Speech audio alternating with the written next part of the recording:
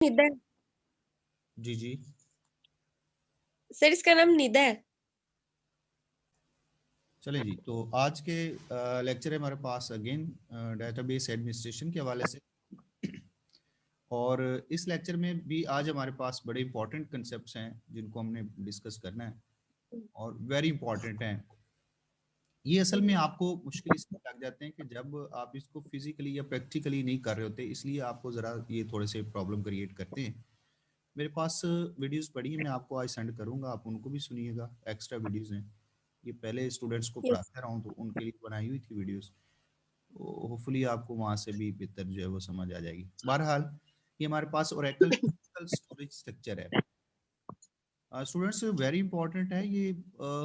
यहाँ पे हम बात करें स्टोरेज स्ट्रक्चर की, तो स्टोरेज जी। स्ट्रक्चर की जब हम बात करते हैं तो जहाँ जहाँ हमारी डेटाबेस स्टोर होती है या डेटाबेस से डाटा आके स्टोर होता है, जिस जिस जगह स्टोर होता है हम उस चीज उस लोकेशन की बात कर रहे हैं। तो इसमें हमारे पास बहुत सारी चीजें यहाँ अगर आप इस पिक्चर को देखें तो ये आपको बेहतर समझ आ जाएगी। इसमें मोस्टली तीन चीजें आपको नजर आ रही है। सबसे पहले आपके पास इंस्टेंस है, ये आप देख रहे हैं, और इसका तल्लक यकीन मेमोरी स्ट्रक्चर के साथ है। उसके बाद हमारी जो डेटाबेस स्टोर होती है वो फिजिकल किसी लोकेशन पे स्टोर होती है। ये लास्ट लेक्चर पे भी मैंने आपसे कहा था कि हमारी यस। डेटाबेस जो है वो किसी फिजिकल स्टोरेज लोकेशन पे ये डेटाबेस स्टोर होगी।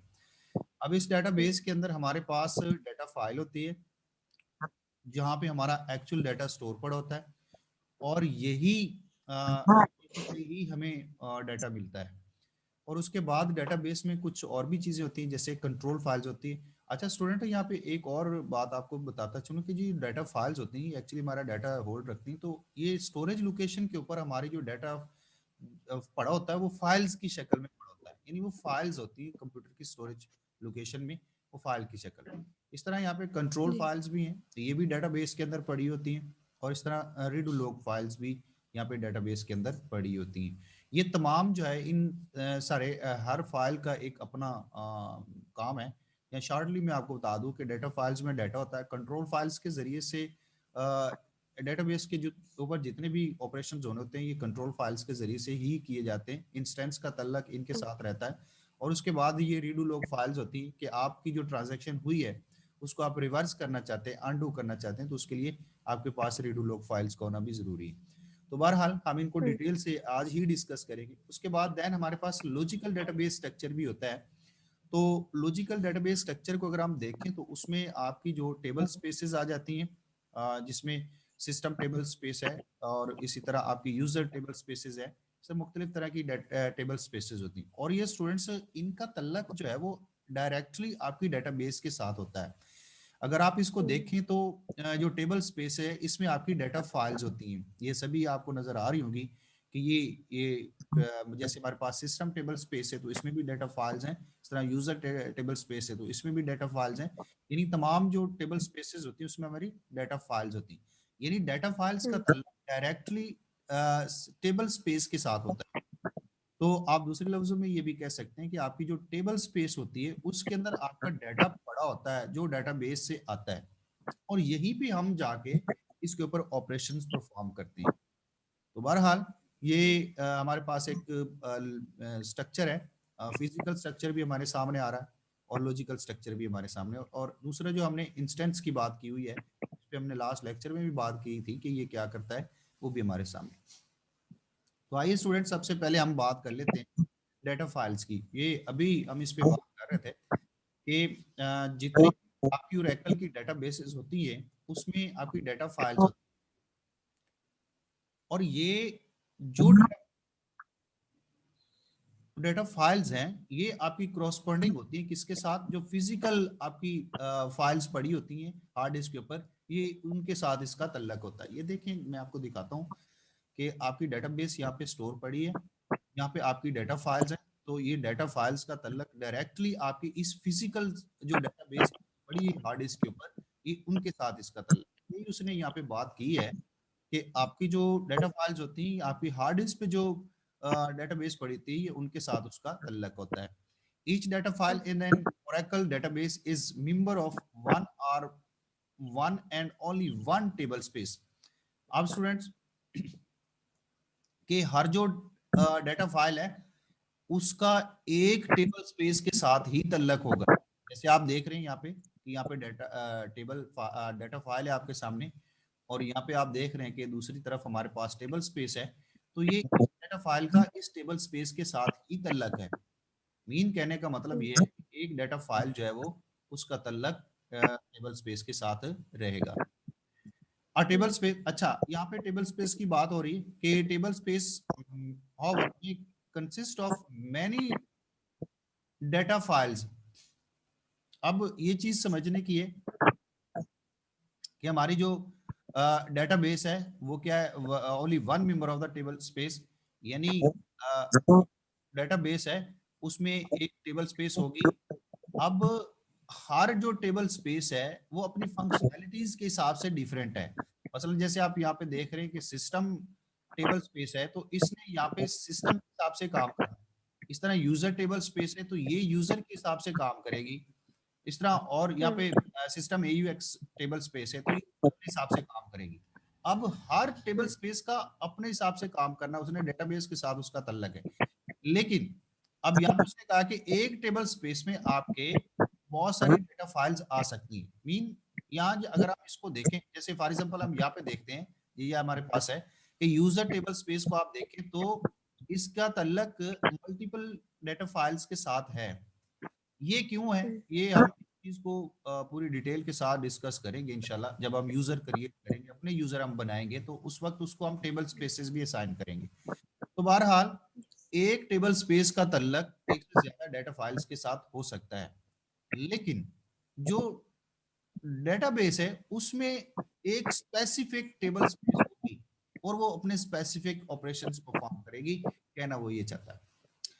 इन ओरेकल डेटा फाइल में ऑटोमेटिकली एक्सपेंड। आज स्टूडेंट, एक्सपेंड का मतलब ये है कि आपकी जो डेटा फाइल है उसका साइज बढ़ सकता है। मतलब अगर हम ये कहते हैं कि ये जो टेबल स्पेस है ये 1 GB है या 1 MB है, फॉर एग्जांपल 1 MB की फाइल है, तो ये इसमें अगर ज्यादा डाटा आ जाएगा तो इसका ऑटोमेटिकली साइज बढ़ जाएगा। मीन 1 MB तक तो आपने डाटा स्टोर कर लिया, लेकिन अगर इसमें ज्यादा डाटा आ गया तो वो फिर स्टोर करने के लिए आगे जगह चाहिए, तो ये डाटा फाइल ऑटोमेटिकली एक्सपेंड हो जाएगी। When it runs out of the space, out of the space का मतलब ये है कि जब इसका साइज कम पड़ने लगेगा, इसमें डाटा आ रहा है, इसमें साइज कम हो गया इसका, आप आखिरी हद तक पहुंच गए और डाटा इसमें स्टोर होना है, तो इसका ऑटोमेटिकली साइज बड़ा हो जाएगा। If the database administrator create the data file when the auto expand parameter, students ये भी बड़ी इंपॉर्टेंट चीज है। मैंने आपसे ये कहा था कि जब भी आप डेटाबेस में ऑपरेशंस करेंगे तो पैरामीटर फाइल्स होती हैं जिनमें पैरामीटर्स पड़े होते हैं, तो हम उन पैरामीटर्स को यूज करते हुए डेटाबेस के ऊपर काम करेंगे। अब चूंकि ये डाटा फाइल का तल्लक हमारी डेटाबेस के साथ है, हम डेटाबेस पे काम कर रहे हैं, तो इसका मतलब हम डाटा फाइल्स पे काम कर रहे हैं, क्योंकि यह डेटाबेस से डाटा फाइल में आया हुआ है, हम इसके ऊपर काम कर रहे हैं या मजीद डाटा स्टोर कर रहे हैं। अब अगर जब ये डेटाबेस क्रिएट की जा रही थी तो हम उस क्रिएशन के दौरान बताते हैं कि अगर हमारी डाटा फाइल का साइज कम पड़ जाए और हमारा डाटा ज्यादा हो जाए तो इसको ऑटोमेटिकली साइज को बढ़ा दो। और ये चीज हम कहां से बताते हैं, ये ऑटो एक्सपेंड पैरामीटर में जाके हम ये चीज बता देते हैं। मीन इस पैरामीटर में हम ये चीज बता देते हैं कि अगर डाटा फाइल के अंदर डाटा आ रहा है और साइज इस फाइल का कम हो गया, डाटा ज्यादा आ रहा है, तो इसके साइज को ऑटोमेटिकली बढ़ा दो। ये चीज हम इस ऑटो एक्सटेंड पैरामीटर के अंदर हम इस चीज को मेंशन कर सकते हैं और करते हैं। और ये मोस्टली वो करता है जो डेटाबेस एडमिनिस्ट्रेटर होता है, वो ये काम कर देता है। तो ये इस तरीके से जो है वो इसको मेंशन किया जा सकता है। अब the dB can also limit the amount of the expansion for a given data file by using the maximum size. अब यहाँ पे वो क्या कह रहा है कि आप कहते हैं कि हम इस डाटा फाइल को मैक्सिमम साइज दे रहे हैं, मीन हम इसको कह रहे हैं कि मैक्सिमम साइज हम इसको 1 GB दे रहे हैं, तो अब ये मैक्सिमम इसका साइज है, अब इसके आगे साइज नहीं जाएगा। जब इस पैरामीटर में आप मेंशन कर देंगे कि हम इसको मैक्सिमम साइज 1 जीबी दे रहे हैं, तो इस डेटा फाइल का साइज 1 जीबी ही रहेगा, और ये चीज आप इस पैरामीटर में तो ये दो चीजें आपके सामने आई स्टूडेंट्स, कि डेटा फाइल में हमारे पास डाटा आना है और इसके ऊपर हमने ऑपरेशन करना है, हमने मजीद नया डाटा भी इसमें स्टोर करना है और डिलीट भी करना है। जब हम मजीद स्टोर कर रहे हैं तो इसके साइज अगर कम पड़ रहा है तो आप ये चाहते हैं कि ऑटोमेटिकली इसका साइज बढ़ जाए, तो आप फिर इस पैरामीटर फाइल को यूज करें और इसमें मेंशन कर दें कि ये ऑटोमेटिकली इसके साइज को बढ़ा दे। एक तो ये कर सकते हैं। दूसरा, आप ये चाहते हैं कि मैं इसको ऑटोमेटिकली एक्सटेंड ना करे, वो इसका मैक्सिमम साइज बता देता हूँ कि इस डाटा फाइल का मैक्सिमम साइज इतना होना चाहिए, फॉर एग्जांपल 1 जीबी होना चाहिए, तो वो इस पैरामीटर में जाके आप 1 जीबी मेंशन कर देंगे, तो फिर ये इसका मैक्सिमम साइज हो जाएगा। तो ये स्टूडेंट्स आप तरीके से इस डाटा फाइल को इसके साइज को दे सकते हैं। इसमें कोमल कोई क्वेश्चन है प्लीज? सर इसका ये पूछना था कि ओरेकल जो है ये बेसिकली क्या है? ओरेकल क्या है? जी सर ये मेरा मतलब माइंड में आ रहा था ये क्या है। अच्छा अच्छा, देखो ओरेकल बेसिकली तो एक कारपोरेशन है, एक ऑर्गेनाइजेशन है जो आपको ये रिलेशनल डेटाबेस मैनेजमेंट सिस्टम देती है, जिसको हम स्ट्रक्चर क्यूरी लैंग्वेज भी कहते हैं। और ये आपके लिए ये इसने रिलेशनल डेटाबेस मैनेजमेंट सिस्टम बनाए हुए हैं। ये बेसिकली एक ओरेकल ऑर्गेनाइजेशन है। ओरेकल एक ऑर्गेनाइजेशन है, ये बजाते खुद कोई सिस्टम नहीं है, सॉफ्टवेयर नहीं है। ये सॉफ्टवेयर आगे ये आपको लैंग्वेज देती है और स्पेशली आपको स्ट्रक्चर्ड क्यूरी लैंग्वेज देती है, जो कि आपके रिलेशनल डेटाबेस मैनेजमेंट सिस्टम है। और इन रिलेशनल डेटाबेस मैनेजमेंट सिस्टम के अंदर आप डेटाबेसेस बनाते हैं और उनके ऊपर काम करते हैं। तो ये जो है वो ये इसलिए जो आ रहा। अब यहाँ पे जो लफ्ज ओरेकल डेटाबेस का लफ्ज इस्तेमाल हुआ है, तो इसका मतलब ये है कि ये जो डेटाबेसेस बन रही हैं, जिन डेटाबेसेस के ऊपर हम काम कर रहे हैं, तो ये बेसिकली पीछे से ओरेकल आपको प्रोवाइड कर रहा है और वो एसक्यूएल को यूज करते हुए ये डेटाबेसेस आपसे बनवा भी रहा है और उसके ऊपर काम भी कर रहा है। तो ये सारा इन्वायरमेंट जो है ये सारा आपको ओरेकल प्रोवाइड कर रहा है, इसलिए हम इसको ओरेकल डेटाबेस का नाम दे देते हैं।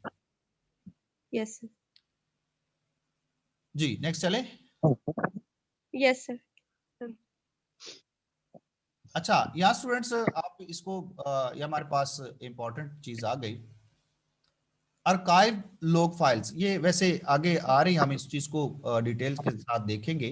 स्टूडेंट्स वेरी इंपॉर्टेंट है आर्काइव। अगर हम इसका लफ्जी मतलब देखें तो कोई चीज जो आपकी इंपॉर्टेंट होती है, कोई दस्तावेज, और उसको आप छुपा के रख लेते हैं दूसरों से, तो वो आर्काइव जो है वो आप उसको कह सकते हैं कि आर्काइव्ड डॉक्यूमेंट है। यहाँ पे आर्काइव लॉग फाइल्स जो है ये किस लिए? स्टूडेंट्स दो तरह की ये फाइल्स होती हैं, आर्काइव लॉग और नो आर्काइव लॉग। ये एक्चुअली जब आप ऑनलाइन, मैंने शुरू में ही कहा था कि आपकी जो ओरेकल 11G है ये आपकी ऑनलाइन डेटाबेस है, इस पे आप ऑनलाइन काम करते हैं, नेट के जरिए से आप दूर बैठे हैं एक्सेस करते हैं उसको। अब जब आप नो आर्काइव लॉग मोड में काम करते हैं तो उस वक्त जो आपकी डेटाबेस होती है वो ऑफलाइन होती है, ऑफलाइन होती है, और आप उसको ऑनलाइन यूज नहीं कर रहे होते। नो आर्काइव मोड में आप ऐसा करते हैं। और दूसरा जो हमारे पास आर्काइव लॉग मोड है, उसमें ये होता है कि आप ऑनलाइन डेटाबेस के साथ अटैच होते हैं और उसके साथ उसके ऊपर आप ऑपरेशंस कर रहे होते हैं। तो ये दो बेसिकली हमारे पास मोड्स है जिनके जरिए से आप काम कर सकते हैं। अब यह बात है लॉग फाइल्स की, तो ये लॉग फाइल्स जो है ये आप जब ऑफलाइन हो जाते हैं तो ये फाइल्स जो है वो नो और आर्काइव फाइल्स आपकी यूज होती हैं, और जब ऑनलाइन आप होते हैं, नेट के साथ आपका कनेक्शन है और ऑनलाइन आप अपनी डेटाबेस को यूज कर रहे हैं, तो फिर आपकी आर्काइव लॉग फाइल्स यूज कर होती हैं, और आपके जो भी आप लॉग इन होते हैं, जो भी आप डेटाबेस के साथ कनेक्शन करते हैं, ये फाइलें उनको मैनेज कर रही होती हैं। तो ये बेसिकली आपके ऑफलाइन और ऑनलाइन डेटाबेस को यूज करने के लिए ये आपकी फाइल्स काम करती हैं। सही। यहाँ पे आप देखें, जैसे यहाँ पे भी उन्होंने कहा कि जो ये ओरेकल डेटाबेस है ये दो मोड्स में ऑपरेट करती है, can operate in the two modes, ये दो मोड्स में ऑपरेट करती है, आर्काइव लॉग और नो आर्काइव लॉग मोड में ये काम करती है। यहाँ पे देखिए, when the database in the no archive mode, जब आपकी डेटाबेस नो आर्काइव मोड में है, the circular reuse of redo log file, ये अभी आ रही है, हम पूरी स्ट्रक्चर को देखेंगे तो हाँ वहां पे इनको रीयूज किया जाता है, इन फाइल्स को रीयूज किया जाता है। अच्छा, ये रीडू फाइल्स क्या होती है, अभी अभी हम इस पे बात करते हैं। Mean that the redo entries are no longer available in case of failure of disk drive. Students, redo log files को हम बेसिकली इसलिए यूज करते हैं कि आप अगर डेटाबेस के ऊपर काम कर रहे हैं और आपकी कोई भी ट्रांजैक्शन चल रही थी और वो किसी भी वजह से फेल हो गई, आपका काम मुकम्मल नहीं हुआ, तो आप वापस पिछली स्टेट में जाना चाहते हैं, तो फिर आप इन फाइल्स को यूज करते हैं। इन फाइल्स को यूज करते हुए आप पिछली स्टेट में जा सकते हैं। फॉर एग्जाम्पल मैं आपको समझाता हूँ कि दो अकाउंट्स हैं, एक अकाउंट से आप वैल्यू निकाल के दूसरे अकाउंट में ट्रांसफर कर रहे हैं। अब इसमें दो काम हो रहे हैं, एक तो आप पहले अकाउंट से वैल्यू निकाल रहे हैं और फिर उसको दूसरे अकाउंट में जाके स्टोर कर रहे हैं, ये दो काम हो रहे हैं। फॉर एग्जाम्पल आपने पहले अकाउंट से वैल्यू निकाली और वैल्यू वहां से निकल गई और इसी दौरान आपकी ट्रांजैक्शन फेल हो गई, किसी भी वजह से इलेक्ट्रिसिटी चली गई या कोई भी प्रॉब्लम बनी, आपका इंस्टेंस क्रैश हो गया, किसी भी वजह से वो ट्रांजैक्शन आगे ना हुई। अब अकाउंट से वैल्यू तो निकल गई, दूसरे अकाउंट में वैल्यू ट्रांसफर नहीं हुई, तो फिर अब किस स्टेट में आप जाएंगे? अगर आप अगली स्टेट में तो गए नहीं, वैल्यू वहां तो ऐड हुई नहीं, और पिछली स्टेट में अगर आप नहीं जाते तो ये आपकी इनकंसिस्टेंसी कहलाएगी। मीन आपकी पीछे से वैल्यू निकल गई, आगे गई नहीं है, आपकी वैल्यू कहां गई? इस सूरत हाल से बचने के लिए ये आपके पास रीडू लॉग फाइल्स है जो आपको पिछली स्टेट में लेके चली जाती हैं कि जब पहले अकाउंट में वैल्यू पड़ी हुई थी तो उसी स्टेट में आपको वापस लेके चली जाएंगे। इसका मतलब ये है कि आपकी पहले अकाउंट से वैल्यू अभी तक निकली नहीं है, आप उस स्टेट में चले जाते हैं। अब जब आप नो आर्काइव मोड में बैठे हैं, आप ऑनलाइन नहीं है फॉर एग्जांपल, नहीं है, तो फिर वहां पे आपकी ये रीड लॉग फाइल्स काम नहीं कर रही, ये आपके पास अवेलेबल नहीं है। आप अगर आपकी कोई भी ट्रांजैक्शन फेल हो जाती है, कोई भी फेलियर आ जाता है हार्ड डिस्क के ऊपर, तो फिर आपके पास ये दोबारा पिछली स्टेट में जाने के कोई चांस नहीं है, ये आपको यहाँ पे लॉस है। यहाँ पे जैसे उन्होंने ये कहा भी हुआ है कि आपका अगर डिस्क पे कोई फेलियर आ जाता है, डिस्क पे फेलियर का मतलब ये है कि आपकी हार्ड डिस्क पे आप वैल्यू ट्रांसफर कर रहे थे, ट्रांजैक्शन नहीं हुई, फेल हो गई, तो प्रॉब्लम आ गई, अब वापस आप नहीं जा सकते। उसके बरक्स अगर आप आर्काइव लॉग मोड में बैठे हैं, तो फिर क्या होता है कि आपकी जो इंटेग्रिटी है वो आपकी प्रोटेक्ट है। इंटेग्रिटी कहते हैं स्टूडेंट्स, आपकी इंटेग्रिटी ऑफ द डेटाबेस का मतलब ये कि आपकी डेटाबेस बिल्कुल एक्यूरेट है। मतलब मेरा अगर ट्रांजैक्शन कंप्लीट नहीं हुई, एक अकाउंट से मेरी वैल्यू निकल गई, दूसरे में नहीं गई, तो फिर मैं इन रीड लॉग फाइल्स को यूज करते हुए मैं वापस पिछली स्टेट में जा सकता हूं। और ये उस सूरत में होगा जब आप आर्काइव मोड में बैठे होंगे। तो आर्काइव मोड जो है, जब आप इस ऑपरेटिंग इन आर्काइव मोड, जब आप इस मोड में ऑपरेट कर रहे हैं, does protect the integrity of the database, तो ये डेटाबेस की एक्यूरेसी को प्रोटेक्ट करेगा। In the event of any instance failure, कहीं भी आपका इंस्टेंस फेल हो जाता है, तो या आपका सिस्टम क्रैश हो जाता है, तो फिर आपकी जो डेटाबेस है वो आपकी सही रहेगी। मेरे ख्याल में आपको समझ आ चुकी होगी। तो यस। दो मोड्स में, टू मोड्स हैं आपके पास, आर्काइव लॉग और no archive no log. No. अब इन मोड्स को हैंडल करने के लिए, इन मोड्स को मैनेज करने के लिए आपके पास आर्काइव लॉग फाइल्स पड़ी हैं। यहाँ जितनी भी ये मैनेजमेंट का काम हो रहा है, इस हवाले से, इन दो मोड्स के हवाले से ये फाइलें यूज की जा रही। सही। इनिशियलाइजेशन पैरामीटर फाइल स्टूडेंट्स ये भी बड़ी इंपॉर्टेंट है। ये जब भी हम कोई काम करते हैं, अगेन वही बात, हमारा सेशन भी बनता है, हमारा इंस्टेंस भी क्रिएट होता है, और फिर उसी इंस्टेंस के जरिए से फिर फर्दर हम अपनी डेटाबेस पे ऑपरेशन भी करते हैं। अब ये जो हमारा इंस्टेंस बन रहा है, ये ऐसे ऑटोमेटिकली नहीं बन रहा, ये ऐसे खुद ब खुद नहीं बन रहा। कुछ हमारे पास पहले से फाइल्स पड़ी हैं जिनको हम पैरामीटर फाइल्स का नाम देते हैं। उसमें हम कुछ वैल्यूज इंटर कर देते हैं कि हमारा जो इंस्टेंस है वो इस नाम से होना चाहिए, उसको मेमोरी में इतनी जगह मिलनी चाहिए, और उसमें ये चीजें जाके वहां पे स्टोर होनी चाहिए। ये चीजें हम कुछ पैरामीटर फाइल्स हैं जिनमें जाके हम मेंशन कर देते हैं। तो जिन फाइल्स में हम ये चीज मेंशन करते हैं कि हमारे इंस्टेंस के लिए इतनी जगह बने, उसमें ये चीजें आए, उन पैरामीटर फाइल्स को हम इनिशियलाइजेशन पैरामीटर फाइल्स का नाम देते हैं। इन्हीं इन्हीं इनिशियलाइजेशन पैरामीटर के अगेंस्ट ही हमारा ये इंस्टेंस क्रिएट होता है। और ये हमारे पास सर्वर पैरामीटर फाइल्स भी है, या सिंपली हम इनको पैरामीटर फाइल्स का नाम भी देते हैं। तो ये मुख्तलिफ तरह के नाम हैं जो इनके साथ अटैच है। यहाँ पर भी हम इनके ऊपर बात कर लेते हैं। When a database instance is started, जो ही हमारा इंस्टेंस स्टार्ट होता है। अच्छा, इंस्टेंस कब स्टार्ट होता है? जब यूजर की तरफ से कोई प्रोसेस जाता है, कोई ट्रांजैक्शन या कोई क्यूरी जाती है सर्वर के पास, हमारा इंस्टेंस स्टार्ट हो जाता है। The memory for the Oracle instance is allocated, तो फिर उस इंस्टेंस को जगह मिलती है, मेमोरी मिलती है, कहाँ? सर्वर के पास, सर्वर की रैम में उसको जगह मिलती है। And one of two types of initialization files is open, तो उसके अगेंस्ट आपकी एक या एक से ज्यादा इनिशियलाइजेशन पैरामीटर फाइल्स ओपन हो जाती हैं। अब ये आपकी टेक्स्ट बेस्ड फाइल हो सकती हैं, जिसको हम इनिट यानी इनिशियलाइजेशन पैरामीटर फाइल, ये एसआईडी, ये हमारे इस इंस्टेंस के लिए आईडी है।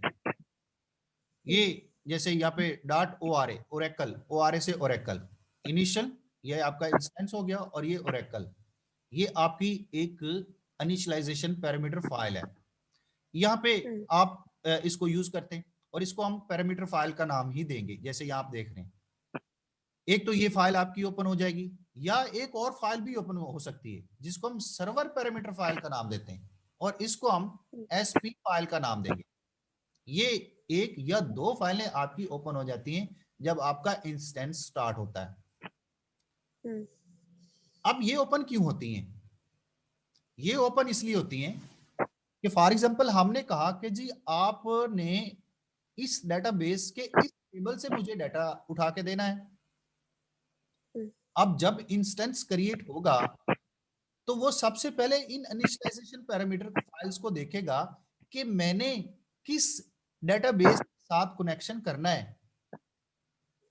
डेटाबेस का नाम इन फाइल्स के अंदर आया होगा, इन फाइल से ही पता चलेगा कि इंस्टेंस ने किस डेटाबेस के साथ कनेक्शन करना है और वहां से किस टेबल से डाटा उठा के देना है। ये इंस्टेंस को इन पैरामीटर फाइल से पता चलेगा। अब अगर ये पैरामीटर फाइल्स नहीं है तो इंस्टेंस को डेटाबेस का पता ही नहीं चलेगा कि डेटाबेस कहां है, कौन सी है, और किस से मैंने डाटा उठा के देना है। ये इंस्टेंस को पता ही नहीं चलेगा। तो लिहाजा ये पैरामीटर फाइल्स जो है, जिनको हम इनिशियलाइजेशन पैरामीटर फाइल का नाम देते हैं, ये लाजमी ओपन होनी चाहिए जो ही आपका इंस्टेंस क्रिएट हो। अब ये वही बात है जो मैं अभी आपके सामने मैंने रिपीट की है कि instance first looks for an server parameter file in the default location for the operating system. ये ऑपरेटिंग सिस्टम है। आप यूनिक्स में जाके देखें तो ये उसकी होम डायरेक्टरी है यूनिक्स में, वहां से इसको ये पैरामीटर फाइल मिलेगी। और इसी तरह विंडोज की जरा और तरह की है। विंडोज पे अगर आप, अच्छा ये यूनिक्स का तो कंसेप्ट है ना आपको, ये भी ऑपरेटिंग सिस्टम है, ये आप जानते होंगे शायद। ऑपरेटिंग, ठीक है ना, ये भी ऑपरेटिंग, जैसे आपकी विंडोज ऑपरेटिंग सिस्टम है, ये भी आपका ऑपरेटिंग सिस्टम है। अगर आप यूनिक्स पे बैठे हैं, वहां पे आपकी डेटाबेस इंस्टेंस काम कर रहा है, तो फिर वो इन पैरामीटर इनिशियलाइजेशन पैरामीटर फाइल्स को इन डायरेक्टरीज में जाके चेक करेगा। और अगर आप विंडोज पे बैठे हैं तो उसके लिए वो फिर और डायरेक्टरीज हैं जहां से उसको जाके ढूंढेगा। अब यहाँ पे देखें, यहाँ पे हमारे पास सर्वर पैरामीटर फाइल्स भी हैं, जैसे मैंने शुरू में भी बताया, ये यहाँ से जाके देखेगा और इस तरीके से इन पैरामीटर फाइल्स को वो सबसे पहले देखेगा। अब ये भी चेक करेगा कि ये दोनों फाइल मौजूद है या नहीं है। अब ये यहाँ पे देखेगा कि the instance looks for the parameter file with the name, के पैरामीटर फाइल को उसके नाम के साथ देखता है। नाम क्या है? इनिट। इनिट से पता चल रहा है कि ये इनिशियलाइजेशन पैरामीटर फाइल है। इनिट से पता चलेगा उसको, इंस्टेंस को, ये इनिशियलाइजेशन पैरामीटर फाइल है। अब अगेन ये आ जाएगी, यहाँ पे उन्होंने ये चीज मेंशन नहीं की, मैंने अगेन रिपीट करता हूं कि ये इन फाइल्स की जरूरत पड़ती है क्योंकि इंस्टेंस को पता चलना है यहां से कि मैंने किस डेटाबेस की तरफ जाना है, वो इसको यहां से पता चले। बहरहाल ये इनिशियलाइजेशन पैरामीटर फाइल्स का होना जरूरी है। अगर आपका इंस्टेंस बन रहा है और आगे फर्दर प्रोसीजर होना है, प्रोसेस चलना है, तो फिर उसके लिए ये इनिशियलाइजेशन पैरामीटर फाइल्स का होना निहायत जरूरी है। ये दो तरह की होती हैं, पैरामीटर फाइल्स भी होती हैं और सर्वर पैरामीटर फाइल्स भी होती है। ये दोनों जो है वो काम करती है आपकी। स्टूडेंट्स अगेन हमारे पास एक और इंपॉर्टेंट टर्म है, कंसेप्ट है memory structure, Oracle memory structure. अभी स्टूडेंट्स हम बेसिक चीजों के ऊपर डिस्कशन कर रहे हैं, हमने आगे फर्दर जाना है, लेकिन इन चीजों को समझना बहुत जरूरी है। जब तक हमें इन चीजों की समझ नहीं आएगी ना, आगे हम आगे नहीं चल सकते, हमारे लिए आगे चलना बहुत मुश्किल हो जाएगा। यहाँ हमारे पास है ओरेकल मेमोरी स्ट्रक्चर। ये स्टूडेंट हम मेमोरी किसकी बात करें? रैम की बात कर रहे हैं। आपके जो सर्वर है उसकी जो मेमोरी रैम है, हम उसकी बात कर रहे हैं। अब जब रैम में इंस्टेंस बनता है, मैंने अगेन आई रिपीट कि यूजर ने कोई प्रोसेस भेजा, कोई क्यूरी भेजी सर्वर के पास, डेटाबेस से कोई रिकॉर्ड उठाना था फॉर एग्जांपल, तो एसजीए आपका इंस्टेंस क्रिएट हुआ। जब इंस्टेंस क्रिएट हुआ तो इंस्टेंस क्रिएट होने का मतलब ये है कि उसको मेमोरी में जगह मिलनी है, सर्वर की रैम के अंदर उसको जगह मिलनी है। तो हम जो मेमोरी स्ट्रक्चर की बात करते हैं, यहाँ में उसी मेमोरी की उसी जगह की बात कर रहे हैं जो इंस्टेंस को सर्वर की रैम में मिल रही है जगह, हम उसकी बात कर रहे हैं। ये वो मेमोरी स्ट्रक्चर है। इसमें बहुत सारे कंपोनेंट्स होते हैं और इसको जो नाम दिया जाता है वो सिस्टम ग्लोबल एरिया नाम दिया जाता है। ये इंस्टेंस के लिए होता है और इसी तरह सर्वर के अपने ऑपरेशंस के लिए भी उसको जगह मिलती है, जिसको हम प्रोग्राम ग्लोबल एरिया पीजीए का नाम देते हैं। तो ये जगह बहुत जरूरी है स्टूडेंट्स, हम इसको डिटेल से देखते हैं। आगे हमारे पास एक बड़ी अहम फिगर भी है, उससे भी हम इसको देखेंगे। Oracle uses the server's physical memory। अब वही बात आ गई कि जो सर्वर की मेमोरी है उसको इस्तेमाल किया जा रहा है to hold the many things, ताकि उस जगह के अंदर बहुत सारी चीजों को रखा जा सके। For an Oracle instance, Oracle के इंस्टेंस के लिए वही बात आ गई। The Oracle executable code itself, अब ओरेकल का अपना कोड भी यहां इसके अंदर आएगा, इस जगह के अंदर आएगा। सेशन जो बन रहे हैं वो भी, उसकी इंफॉर्मेशन भी यहां पे आएगी।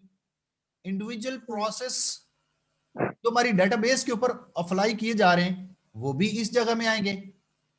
एंड इंफॉर्मेशन बिटवीन प्रोसेसेस, और प्रोसेसेस के दरमियान जो इंफॉर्मेशन शेयर की जा रही है वो भी आएगी। स्टूडेंट्स ये आगे अभी हमारे आगे आ रहे हैं प्रोसेसेस। ये प्रोसेसेस मुख्तलिफ तरह के होते हैं, प्रोसेस चलते रहते हैं। बैकग्राउंड प्रोसेस को जैसे हम बात करते हैं मुख्तलिफ तरह के होते हैं, उस पर हम बड़ी डिटेल के साथ काम करेंगे। ये बैकग्राउंड प्रोसेसेस जो होते हैं ये भी आपके इंस्टेंस के साथ इनका तल्लक होता है। लास्ट लेक्चर में मैंने आपको बताया था कि इंस्टेंस का तल्लक मेमोरी के साथ भी है और जो ऑपरेशन होने, बैकग्राउंड ऑपरेशन चलने हैं उनके साथ भी इसका तल्लक होता है। तो ये वही प्रोसेसेस है। इसके अलावा in addition the memory structure contain user and data dictionary. User के बारे में भी इस जगह में इंफॉर्मेशन पड़ी है और डाटा डिक्शनरी के सारी इंफॉर्मेशन में पड़ी है। ये आपका मीटा डाटा कंटेन करती है, ये आपको पता होगा, आपकी टेबल बनती है, डेटाबेस बनती है, उसके बारे में भी इंफॉर्मेशन होती है, वो इंफॉर्मेशन आपकी इस डाटा डिक्शनरी में पड़ी होती है। एसक्यूएल स्टेटमेंट्स भी यहाँ पे होगी along with the cached information, और कितनी जगह किसको कितनी जगह मिली है वो भी सारी इंफॉर्मेशन यहाँ पे होगी, that is eventually permanently stored on the disk. और वो कोई चीज जो जैसे डाटा फाइल्स हैं कहाँ पे पड़ी है, हार्ड डिस्क में कहाँ पे पड़ी है, वो सारी इंफॉर्मेशन भी यहाँ पे इस मेमोरी के अंदर होगी। सच एज जैसे कि यहाँ पे वो कहता है कि डाटा ब्लॉक्स, स्टूडेंट्स ये वेरी इंपॉर्टेंट कंसेप्ट है, हमारे सामने आएगा तो हम इसको डिस्कस करेंगे, ना आया तो भी आपको ये समझा देंगे ये ब्लॉक्स क्या होते हैं। स्टूडेंट्स ये ब्लॉक्स आपका डाटा फाइल्स के अंदर ब्लॉक्स होते हैं जहाँ पे डाटा स्टोर होता है। मल्टीपल ब्लॉक्स को हम सेगमेंट का नाम देते हैं, और सेगमेंट के कट को हम डाटा टेबल स्पेस भी हम कह सकते हैं। ये सारी चीजें, इसका जो सबसे मिनिमम यूनिट होता है वो आपका एक्सटेंट होता है, ये आएंगे हम उस पर बात करेंगे। ये बहरहाल यहाँ पे इसके अंदर डाटा होता है जो डाटा फाइल से आके स्टोर पड़ा होता है, उसके आप जो जिस डाटा के ऊपर काम कर रहे हैं वो किस ब्लॉक में पड़ा है वो सारी इंफॉर्मेशन भी जो है वो यहाँ पे पड़ी होती है। अब यहाँ पे वही बात आ गई कि सेगमेंट्स के, सेगमेंट कौन सा यूज हो रहा है, किस सेगमेंट में कौन सा ब्लॉक है, वो सारी इंफॉर्मेशन यहाँ पे होगी। And information about the complete transaction in the database, और डेटाबेस पे ट्रांजैक्शन क्या हुई है, क्या काम आपने डेटाबेस पे किया हुआ है, वो भी सारी इंफॉर्मेशन इस मेमोरी स्ट्रक्चर के अंदर स्टोर पड़ी होगी, रखी जाएगी, जो जगह मिलेगी। The data area allocated for an Oracle instance, इस Oracle instance को जो जगह मिली है, इस तमाम सारी इंफॉर्मेशन के लिए जो जगह मिली है, उस जगह को हम नाम दे रहे हैं सिस्टम ग्लोबल एरिया, ये हम उसको नाम दे रहे हैं। The Oracle executable resides on the software code area, software code area। अच्छा, ये एग्जीक्यूटेबल्स क्या है, ये आपके सर्वर, आपका ये Oracle 11G ये आपकी सर्वर डेटाबेस है, और सर्वर डेटाबेस का मतलब ये है कि इसके साथ जो ऑपरेशंस हैं वो सर्वर ऑपरेशंस हैं। अब वो सारे जो प्रोग्राम्स एग्जीक्यूट हो रहे हैं वो किस जगह में हो रहे हैं, वो आपके प्रोग्राम ग्लोबल एरिया में हो रहे हैं। ये सारी चीजें यहाँ पे आपकी इसके अंदर होती हैं। और दूसरा साथ बैकग्राउंड प्रोसेसेस, जैसे हमने बात की कि वो भी बैक पे काम कर होते हैं, ये सारी की सारी चीजें यहाँ पे पड़ी होती है। यहाँ पे स्टूडेंट्स आप देखेंगे ये हमारा वो सिस्टम ग्लोबल एरिया है, और साथ हम इसको पीजीए के साथ भी देखेंगे, तो ये आपको यहाँ पे बड़ी बेहतरीन समझ आ जाएगी। आप यहाँ पे देख रहे हैं ये आपके पास इंस्टेंस है, और ये इस एरिया को यहाँ पे इंस्टेंस के तौर पे उन्होंने शो किया हुआ है, ये एरिया आपके सामने इंस्टेंस आ रहा है, जैसे सिस्टम ग्लोबल एरिया, या इस इंस्टेंस को ये सिस्टम ग्लोबल एरिया मिला हुआ है। अब इस सिस्टम ग्लोबल एरिया, जैसे इसकी हम बात करें, ये सिस्टम ग्लोबल एरिया, इसमें क्या चीज है, सबसे पहले आपके पास शेयर्ड पोल है, इस तरह लार्ज पोल है। शेयर्ड पोल को देखें तो लाइब्रेरी कैश है, ये वही कैश है जो पीछे हम बात कर रहे थे। शेयर्ड एसक्यूएल एरिया है, इस तरह प्राइवेट एसक्यूएल एरिया है, इस तरह डाटा डिक्शनरी कैशे है, सर्वर रिजल्ट कैशे, इस तरह बहुत सारी और भी चीजें यहाँ पे आपके शेयर्ड पोल में पड़ी हुई हैं। इस तरह डेटाबेस बफर कैशे है, हर एक का अपना काम है। रीडू लॉग बफर्स है, इनका काम क्या है, ये सारी आ जाएंगी। फिक्स्ड एसजी है, जावा पोल्स है, स्ट्रीम पोल्स है, ये सारे के सारी ये आपकी स्ट्रक्चर है। जो जगह इंस्टेंस को रैम में मिली है, सर्वर की रैम में मिली है, ये उसका पूरा स्ट्रक्चर है। अब आप देख रहे हैं उस जगह के डिफरेंट पार्ट्स हैं, उस जगह के डिफरेंट पार्ट्स हैं, और हर पार्ट के अंदर डिफरेंट इंफॉर्मेशन आके स्टोर होगी। आप यहाँ देख रहे हैं या डिफरेंट कंपोनेंट्स आपको नजर आ रहे होंगे। अब हर एक में अलग-अलग से इंफॉर्मेशन स्टोर होगी।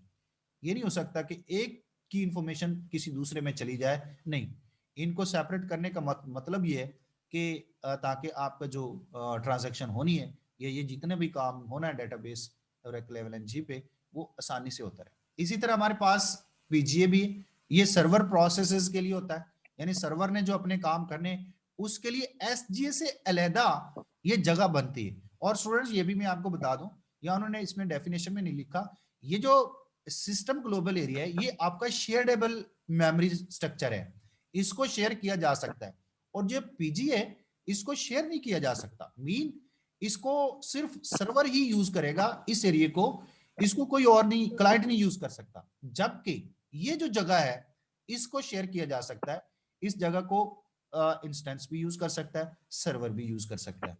मीन आपका क्लाइंट भी यूज कर सकता है और सर्वर भी इसके साथ कम्युनिकेशन कर सकता है। ये आपका शेयरेबल मेमोरी लोकेशन है और ये आपकी शेयर्ड मेमोरी लोकेशन नहीं है। ये आप ज़हन में रखिएगा। यहाँ पे देखें, system global is a group of shared memory. अब वही बात आ गई, shared memory structure, shared memory structure for an instance, और ये इंस्टेंस के लिए ये बन रहा है। और ये शेयर्ड मेमोरी मैं आपको बता चुका हूं, शेयर्ड बाय द यूजर, इसको यूजर भी शेयर करता है और डेटाबेस इंस्टेंस भी इसको यूज करता है। When an Oracle instance is started, memory is allocated for the, तो उसके लिए उसको मेमोरी एलोकेट हो जाती है।